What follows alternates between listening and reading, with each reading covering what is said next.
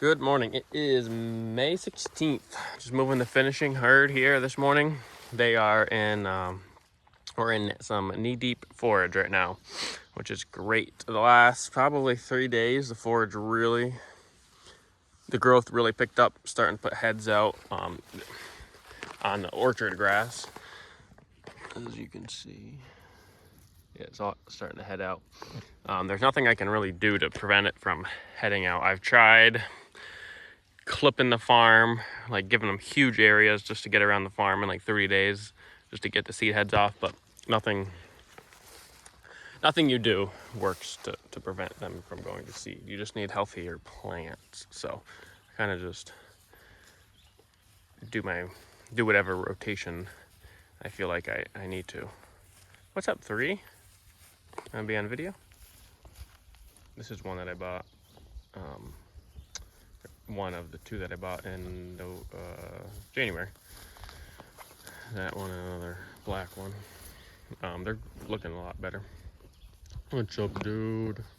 Yeah. I love these South Pole calves. They're so friendly. This is he's half South Pole, but they're all so friendly. This one's pretty friendly too, surprisingly. What's up, dude? So, as you can see, this is what we're leaving behind. I'm trying to get to another field, so I'm just giving them big areas, giving them this much from here to there, twice a day. So that'll be good till afternoon. Then I'll move them just as big of an area at night. And so this is what they're leaving behind. They're not touching these stalks, which is all right. And they're leaving a ton of forage yet behind. And what I've been doing, this field, about half of this field has a lot of multi-floral rows, more so at that end. It thins out as you come this way. And I don't think I was able to bush hog one area last year because it was so wet and they were really big. So instead of coming and bush hogging, because I would generally bush hog behind the cows more so just to get rid of the weeds that the cows don't eat more than anything else.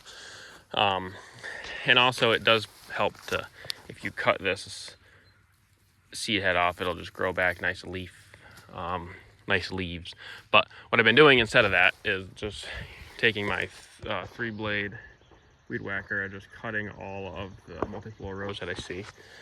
And that works well, and I think it's quicker. Well, it is quicker than bush hogging. You just takes, 10 minutes a day. And I feel like you can kill them a little, or set them back a little easier. I'd like to find one that I cut here, but I don't know if I'd be able to. Yeah, right up here. So with the bush hog, with my 10-foot bush hog, I can only go so low before the sides. Oh, I missed one. Before the sides drag. So with the weed whacker, I can really cut these right down to the dirt. I can cut the bush itself a lot lower. See, I missed this one. I'll have to come back tomorrow. But I bush hogged this last year, so you can see the growth. It's only about a foot, so it's not too bad. But I had some probably 2-3 times as big just from not cutting it from 1 year. So they do get ahead of you if you don't take care of them. And here's a tiny one. See that one? I wouldn't even be able to cut that with the bush hog. So I can come with the weed whacker and just cut that right down. So see how that works out. The cows are doing good. There's a couple of them starting to shed off nice and have some happy lines, which is good to see. Like that heifer right there, she looks really nice. Of course, she's 2 years old, but so she should look really nice. So let's see. Here's another. See, there's another multi-floral rows, and these were all bush hog last year, so that's only 1 year's growth, which isn't bad. But pretty sparse this end of the field. There's another one right there. So once the cows graze, it's a lot easier to see where they are, and you just cut them, and then I don't have to bush hog the whole field, because coming out here every day, the bush hog, it would take me more time to drive here and drive back than what it takes with the weed whacker. And you generally don't want to just graze. I don't want to graze this whole field and then come and bush hog it, because by the time I'm done grazing, this stuff, the grass that they ate, is already going to be growing back. And if I cut that with the bush hog, that's going to set the plant back a lot, because right now, after the cows ate it, it's using some root reserves or some energy from its roots to push out that plant leaf. So you cut that, it has less plant or less energy reserves in its roots to grow back. So it really sets back the growth if you cut it after it has regrown and it has not fully recovered yet. So this is where they were yesterday. See, they actually ate this down even more than behind me, just because the farther we go behind us here, the farther we go that way, the forage is getting thicker. So that's how much it's growing in a day. So I figured I'd do a little video here, show how the finishing herd is. And actually I got to go cut some more multi-floral. I'll show you there's another area where I haven't cut it in about 2 years, and they're pretty big.